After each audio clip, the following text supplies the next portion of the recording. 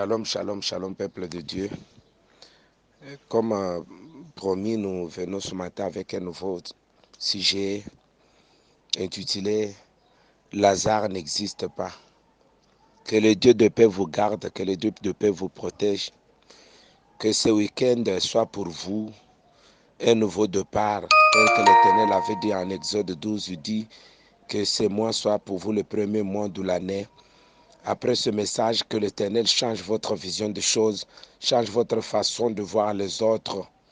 Le thème de ce moment, c'est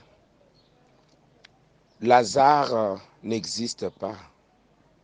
Lazare n'existe pas. Nous tirons ce thème du livre de Ruth.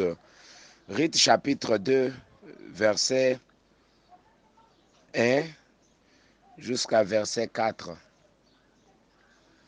Naomi perd tous ses enfants comme par hasard. Comme par hasard, Naomi perd même son mari. Naomi reste seule et dit à ses deux belles filles de s'en aller. Olpa part, Olpa ne discute pas, elle s'en va. Mérite comme par hasard dit non, moi je ne partirai pas. Là où tu seras, là où je serai, ton peuple sera mon peuple. Ton Dieu sera mon Dieu. Dans le chapitre 2, quand Naomi quitte Moab avec Ruth, ils arrivent à Bethléem. Bethléem qui veut dire seulement cité de paix. Beth, cité, lème, pain. Ils arrivent à Bethléem et là, Ruth dit à Naomi, laissez-moi aller claner s'il vous plaît. Laissez-moi aller chercher quelque chose à manger. Et la Bible dit dans Ruth 2, verset 3, il dit, il se trouva par hasard que la pièce de terre appartenait à Boaz. Il se trouva par hasard que là où Ruth est parti claner, c'était le champ de Boaz. La Bible dit que c'était par hasard. Se trouva par hasard. Mais si vous regardez bien, vous verrez que ce Boaz-là va prendre Ruth en mariage et on va bénir ce Boaz-là, Ruth en disant qu'il mette au monde des enfants comme Tamar l'avait fait avec Judas dans Genèse 38. Or, l'enfant qui va naître de Ruth avec Boaz, c'est celui-là qui mettra au monde Isaïe. Isaïe qui sera le père de David. David qui sera le père de Jésus. Dans votre vie, les choses mauvaises et les bonnes choses viennent devant vous pour façonner votre caractère, pour façonner votre identité. Lazare n'existe pas chez Dieu.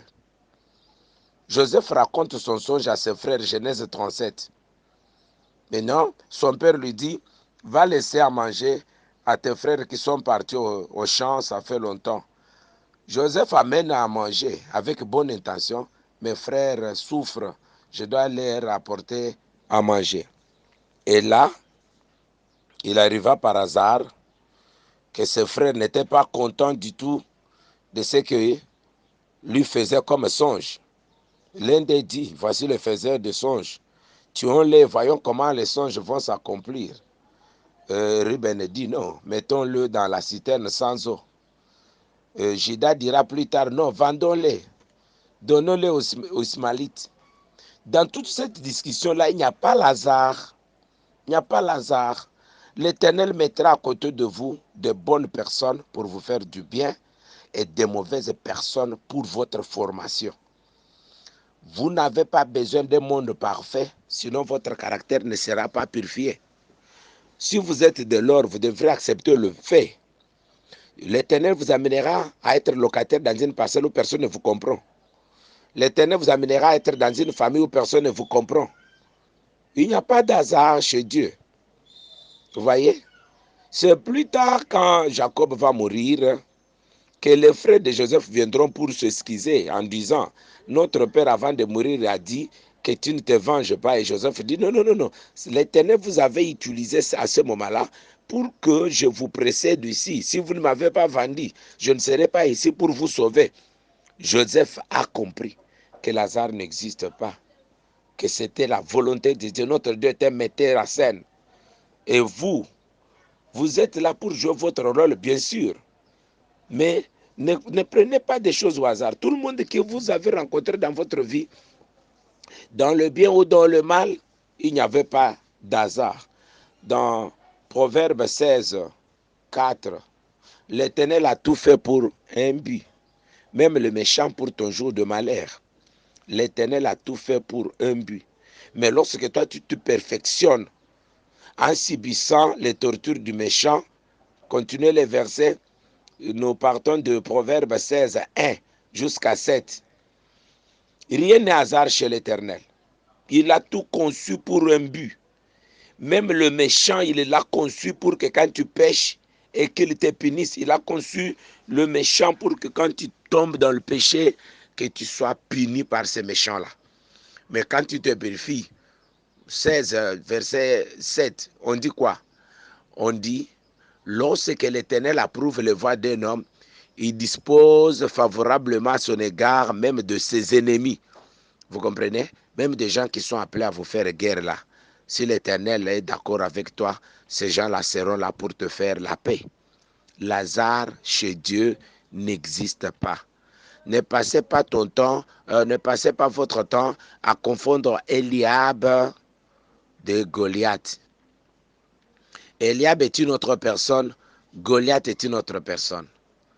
Le papa de David envoie David aller laisser la nourriture à ses frères qui étaient au front. Nous sommes dans 1 Samuel 17.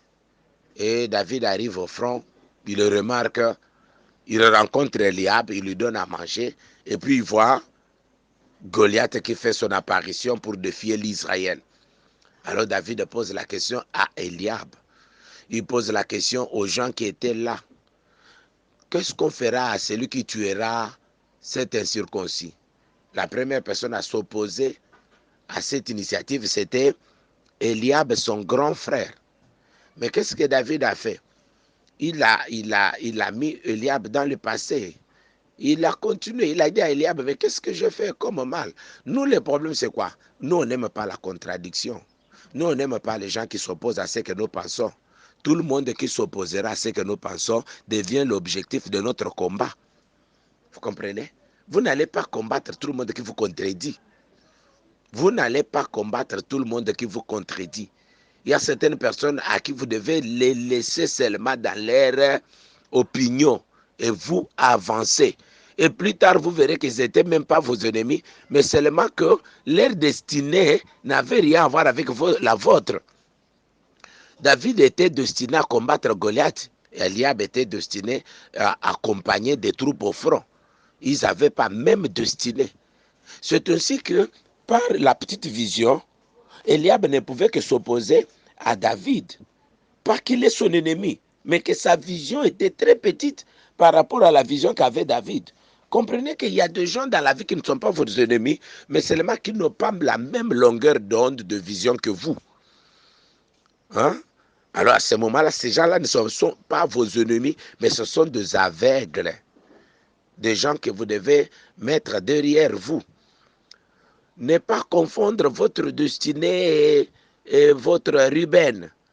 Ruben dit, mettons cet enfant dans la citerne sans eau. Mais il allait y mourir. Voyez? Alors, demeurer rancunier dans la vie, c'est se perdre. Un jour, l'Éternel envoie Jonas à Ninive. Mais Jonas prend le bateau pour Tarsis. Et en route, un vent violent souffle sur le bateau.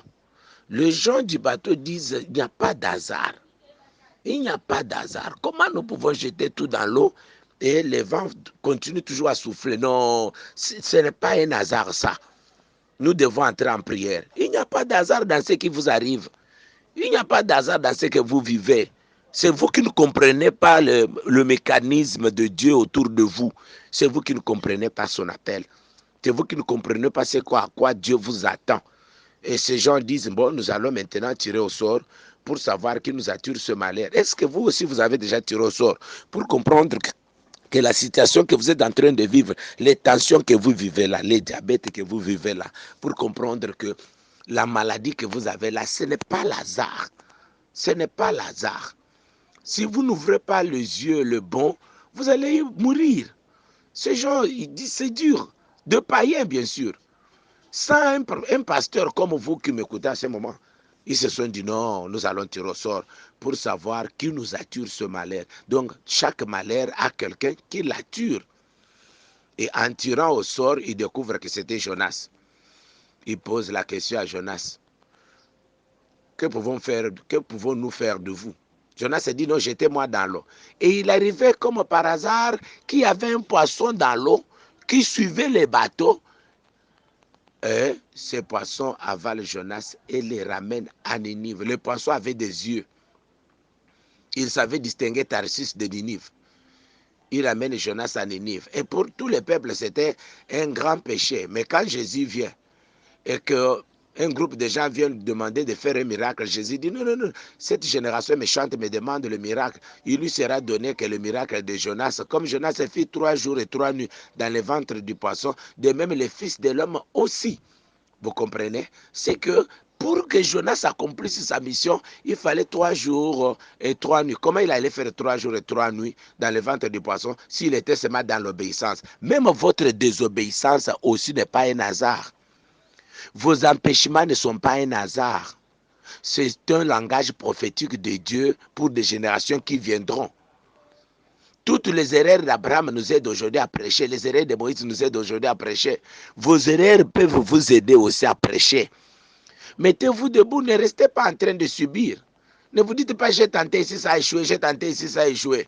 Tentez 1000 fois. La prière n'est pas des tours de rond-point victoire. Ce n'est pas des tours qu'on fait. La prière, ce sont des tours de Jéricho. Vous pouvez faire le premier tour, ça n'a pas tenu. Le deuxième tour, ça n'a pas tenu. Mais le septième tour viendra. Le 7 chez Dieu, ce n'est pas un chiffre, c'est la totalité de la chose. Un jour, vous atteindrez le chiffre 7 de Dieu. La totalité de ce que Dieu attend pour vous, pour qu'enfin les mécanismes de votre délivrance se déclenchent. Lazare n'existe pas chez Dieu. Ne perdez pas votre temps à subir. Ne perdez pas votre temps à penser que ce que vous vivez là, il y a toujours une intelligence derrière tout ce qui nous arrive. Même la terre elle-même, pour tourner autour de soi, il y a toujours une intelligence. Il y a toujours quelqu'un derrière ce qui t'arrive. Mais malheureusement, toi, tu as appris à mettre ta vie à la merci de la nature. Lazare n'existe pas. Dieu dit dans 1 Roi 22, l'Éternel dit, mais qui enverrai-je pour que Akab meure? Qui enverrai-je? 1 Roi 22. Akab est sur la terre, bien sûr, en train de régner. Mais au ciel, une réunion se tient. Et dans cette réunion-là, chacun propose, moi j'irai, je ferai ça. Moi j'irai, je ferai ça. L'Éternel dit, mais non, mais Akab, on avait dit que comme il a tué un innocent et que les chiens ont léché son sang, lui aussi on devra lécher son sang. Qui permettra ce que Akab meure d'une mort, qu'il y aura un sang qui coule pour que les chiens puissent aussi lécher son sang. Voilà ce que Dieu cherchait dans cette réunion-là. Quelqu'un d'autre dit, moi j'irai les tuer pendant qu'il dort, mais comment on va lécher son sang? Lui qui a tué Naboth est innocent pour sa vigne. Oh, l'Éternel l'avait dit par Élie que dans la maison d'Akab, tout le monde qui mourra sera léché aussi par son sang sera léché par le chien. Alors un mauvais esprit sort, il dit non, moi j'entrerai dans la bouche de tous les prophètes et je serai un esprit de mensonge dans leur bouche et ils diront à Akab d'aller au front. Il n'y a pas d'hasard dans ce qui vous arrive. Il n'y a pas d'hasard dans ce qui vous arrive. Il n'y a pas d'hasard dans ce qui vous arrive. Arrêtez-vous un seul instant. Mettez votre vie en ordre avec l'Éternel. Proverbe 16, verset 7. Quand Dieu approuve les voies d'un homme, il dispose favorablement même de tous ceux qui étaient ses ennemis. En ce moment-là, les prophètes de Dieu qui étaient autour d'Akab deviennent ses ennemis puisque l'Éternel n'a pas approuvé ce voie. Tu peux avoir des problèmes avec ton pasteur pour rien. Tu peux avoir des problèmes avec tes collaborateurs pour rien. Tu peux avoir des problèmes avec ton mari, des problèmes avec ta femme pour rien. Là, c'est l'Éternel lui-même qui accepte de monter des prophètes d'Akab contre la vie et la destinée d'Akab. À tout moment que vous verrez, dans une même église, les gens se lever contre vous.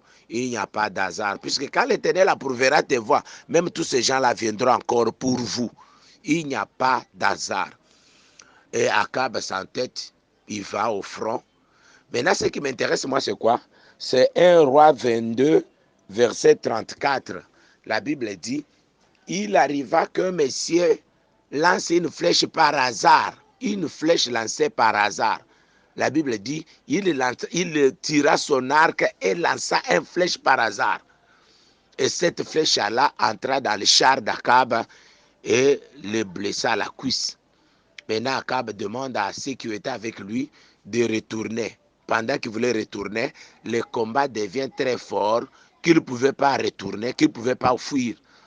Et il est resté là jusqu'au soir au front. Il saignait, il saignait, il saignait, il a saigné et puis il est mort.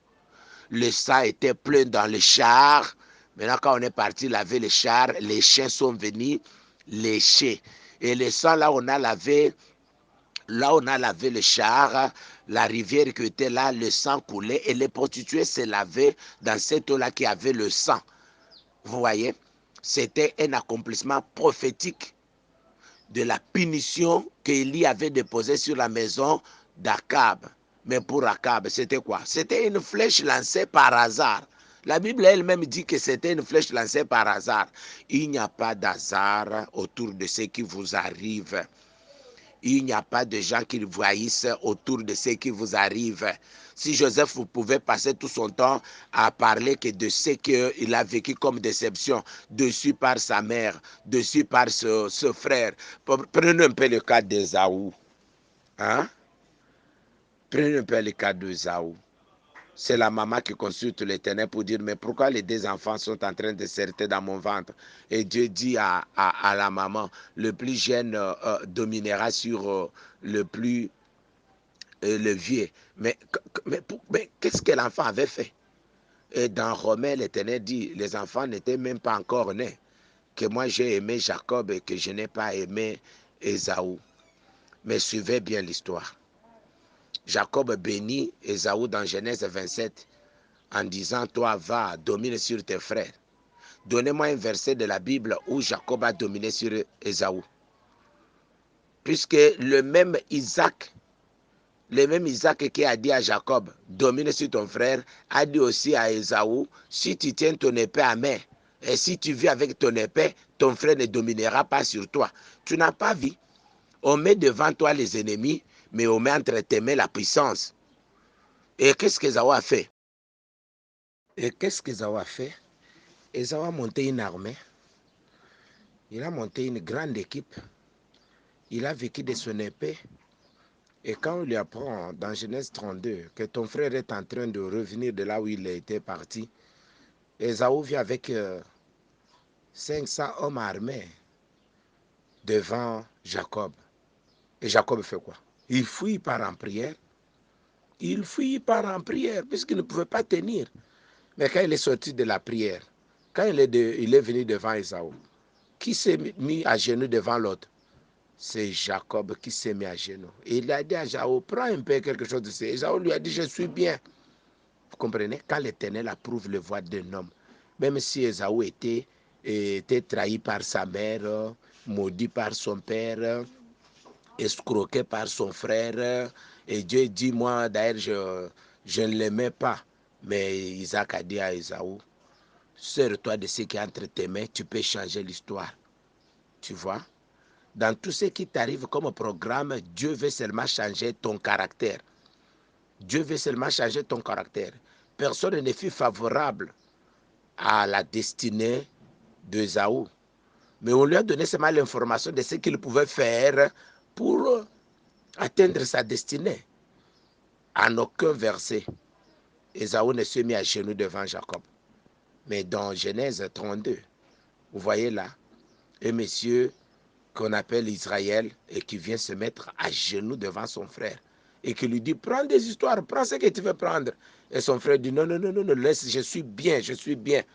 Il n'y a pas d'hasard autour de ce qui t'arrive, mais seulement le monde est un monde d'inventaire. Le monde est un monde d'inventaire. Le monde est un monde d'inventaire. Dans Exode 17, verset 8, Amalek vient attaquer Israël.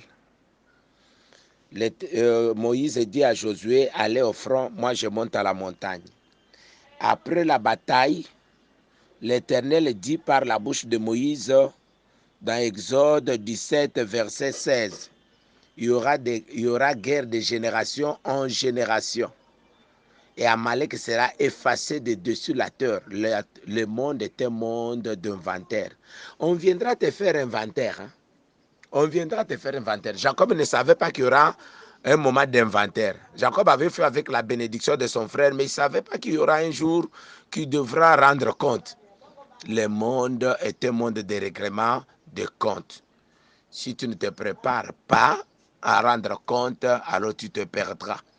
Tu as un peu d'argent, rends-toi puissant, sois debout dans la spiritualité pour que tu demeures avec cet argent-là.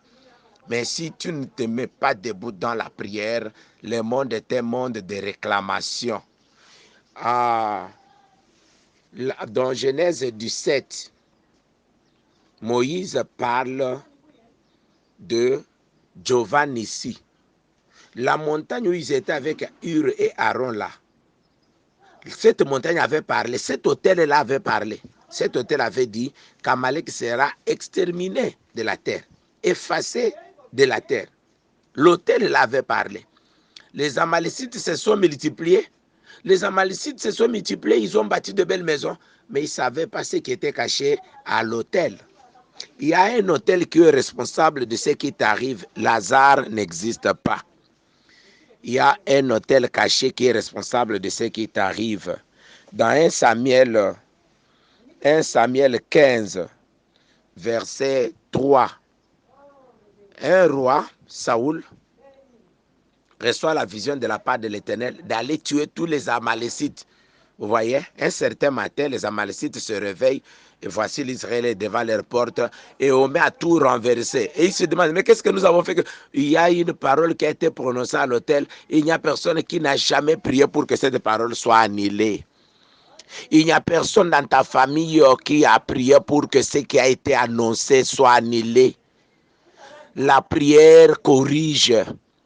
Par la prière, on peut annuler ce qui a été dit dans Ésaïe 39.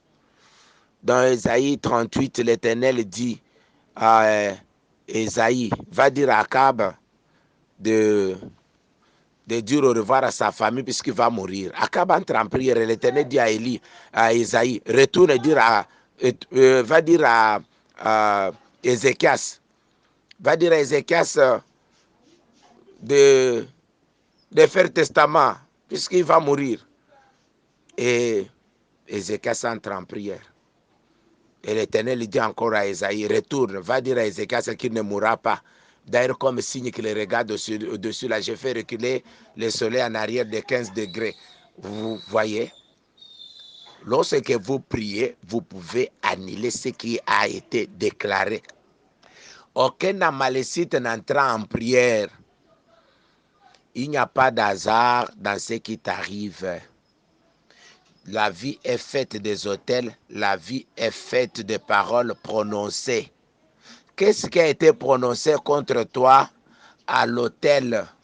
Ce jour-là, à la montagne, Moïse était là avec Aaron et Hur, et l'Éternel parla à Moïse et dit, il y aura guerre de génération en génération entre Israël et Amalek, et on effacera de la mémoire de la terre Amalek. Qu'est-ce qui est en train de vous arriver là? Est-ce qu'il n'y a pas une parole prononcée? Est-ce qu'il n'y a pas un décret signé? Est-ce qu'avez-vous déjà pris un peu 3 minutes, 4 minutes pour entrer en prière et annuler cela? C'est ça le problème. Maintenant, quand Saoul descend au front, il tue tout le monde et il sauve son ami roi Agag. Saoul dit non, Agag vivra. Lui, c'est un ami à moi. On a tué tous les Amalécites, mais on a sauvé seulement la vie à Agag. Agag reste en vie. Il met au monde, il met au monde. Plus tard, Esther et son frère Mardoché sont à Suse. La Bible parle d'Aman, Aman Agagite, Aman descendant de celui que Saoul avait laissé en vie. Aman se renseigne et il découvre que Esther et Mardoché étaient des Benjaminites. Et il dit alors il faut qu'on tue ces gens. Puisque l'autel avait dit qu'on tuera tous les Amalécites. Maintenant, comme moi, Aman, je suis Amalécite, et que ces messieurs ici sont des Juifs, si nous ne les tuons pas et ils vont nous tuer, alors Esther entre en prière. Et la chose change de camp et les Amalécites mourir cette nuit-là. Quand tu n'entres pas en prière là, tu n'auras que tes yeux pour pleurer. Tu n'auras que tes yeux pour constater les dégâts. Tu vas commencer à poser des questions du genre, mais pourquoi ceci est arrivé? Mais comment l'argent est tombé? Vous savez, devant la mort de Maman Yemoula, il y a des gens qui posent des questions. Vous pensez que Bamoro ana base ko ba répondre bango? Soko kotele mapona kokota prière tena makambo zo salemela yo, okozala kana misu na yo pona kolela. Okozala na monoko no pona kofunda kabato. Tu passeras toute ta vie en train de te plaindre sur la nature des gens qui sont autour de toi. Mais Esther a se plaigna kate. Esther a compris que ba hôtel était l'ennemi. Hôtel yang biso elobaka bobo ma ba Amalécite nyonso. Mais koko na biso Saoul asalaka erreur na 1 Samuel 15 abikisaka Agag. Et lokola abikisaka Agag yango sikawa ba descendant pe ya Agag man batelemi ba effacer biso nyonso. Et pour la biso nyonso tozo à la effacer, il faut ton côté gêne. Et on se posait question, ça fait 2 ans au côté gêne individuel. On se posait question que ça fait 2 ans dans le côté gêne était la chambre na yo le bilelo na kobimate na côté prière. Et aux autres qui s'attendent na kobetaka ba masolo ya politique. Quand l'Éternel approuve le voix d'un homme, il dispose à son égard favorable même de ses ennemis. Regardez un peu, c'est Kabila qui soutient Félix pour qu'il devienne président. Et c'est FCC qui soutient Félix pour qu'il soit président. Aujourd'hui, c'est les gens de la Mouka qui soutiennent Félix pour qu'il soit président. Quand Dieu approuvera les voix, quand Dieu approuve les voix d'un homme, il dispose à son égard même de gens qui étaient ses ennemis farouches. Yo kotikalaka kobeta masoroka ya ba ennemi na yo. Mais ana batu mususu babonga po ba ennemi nde bapesa bango pouvoir. Il faut telema mokolo moko omituna. Jusqu'à quand vas-tu continuer à observer ba défaite en chaîne na kata vina yo? C'était l'évêque Josué Mutombo du tabernacle révélé. Je bénis tous ceux qui nous ont suivis. Nzamba pesa bino force à kokota prière. Nzamba pesa bino force à kozala na inventaire. Nzamba pesa bino force à kotelema liboso ya hôtel ya Golgotha. Hôtel Eloba, il a effacé les actes dont les ordonnances nous condamnaient. Hôtel Eloba qui nous a placés, Ephésiens 1 à 17, qui nous a placés avec Christ dans le lieu élevé, qu'il a mis sous nos pieds les dominations, les principautés, les puissances. Il faut y avoir que nous Jésus, avons la capacité, il y a côté les manakombo na Yesu, kotambola likolo ba scorpion, kotambola likolo ya ba serpent, tout le monde. Aza na capacité ya kokanga na sepe kangami likolo makambo nini bakanga na ba hotel ya ba famille na yo oyo etikali ya kotele matilelo makambo nini bakanga na ba réunion ya famille maloba ni babimisela yo na vie oyo na kati ya kosaaccomplir ti lelo biloko ezoko kubisela bwana. Ce sont des histoires prophétiques, mais seulement il n'y a personne qui se met debout pour na annuler yango. Et na Ézéchiel nzamba lobi, il n'y a personne. Dieu cherche quelqu'un qui se tienne devant la brèche. Nzamba aluka mutu moko wako telema liboso ya brèche en faveur ya peuple pe kolela pona nzamba yoka mawa pe akangola peuple la mobimba. Ézéchiel 22. Ézéchiel 22 verset 30. Je cherche parmi eux un homme qui se tienne à la brèche. Dieu cherche un homme comme Mardoché. Dieu cherche une femme comme Esther. Dieu cherche une femme comme Ruth. bana baso bakoki koseleve koreleve les défis, bana baso bakoki kotelema kochange histoire. Komba oyo yo okolonga te bana no bakokuta yango, bitumba oyo okobunda te bana no bakobunda yango, bitumba oyo olongi bana no bakolatela yango couronne. Salomo fut l'homme le plus riche puisqu'akuta David alonga patondisa ye na richesse. Kotika bana no na kati ya bitumba ya fami te nsima ya koyoka message oyo, kotika fami no na kati ya bitumba te ba Joseph batelema balonga bachangea histoire, kotika bana no na kati ya combattre après avoir écouté ce message.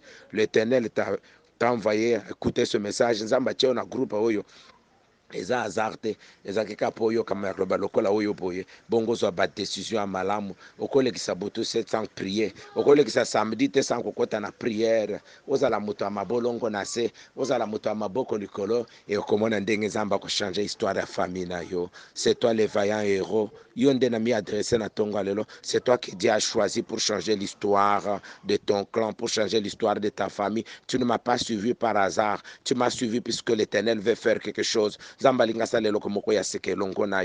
Lève-toi et sois éclairé. Isaïe 60, car ta lumière arrive, de nations courent à ta lumière. Ezana bato bakobika kaka soki yo telemi, otelema na sima ya maloba oyo, o changer le linge na komona makambo. Kolekisa tano na discussion à Barcelone na Real de Madrid te. Kolekisa du temps na yo na discussion ya Imanana vite, cela ne change rien absolument sur la destinée de tes enfants, sur ta propre destinée. Mais si tu passes ton temps à parler de Jésus, tout va changer. Soyez bénis. Na pamboli bino nyonso, na pamboli bino nyonso, na pamboli papa Kelly. Nzamba pambola mwana na ngai Kelly esika azali. Sois béni. Na pamboli papa Jusse. Soyez béni. Na pamboli papa fils. Papa fils Nkachama. Na Kikwiti. Na pamboli papa de la Croix na Brazzaville. Na pamboli bandeko nyonso balandi biso. Soyez bénis. Na pamboli maman Sylvie Kahambu. Soyez bénis au nom de Jésus.